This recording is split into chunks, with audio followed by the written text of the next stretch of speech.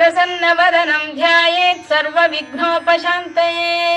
व्यासं वसिष्ठनप्तारं शक्तेः पौत्रमकल्मषम् पराशरात्मजं वन्दे शुकतातं तपोनिधिम्।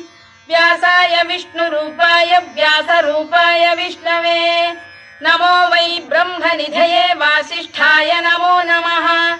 अविकाराय शुद्धाय नित्याय परमात्मने सदैकरूपरूपाय विष्णवे सर्वजिष्णवे।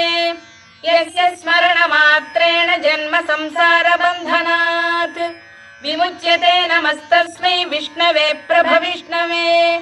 ॐ नमो विष्णवे प्रभविष्णवे।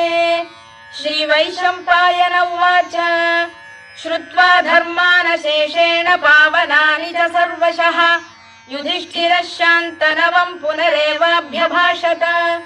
युधिष्ठिर उवाच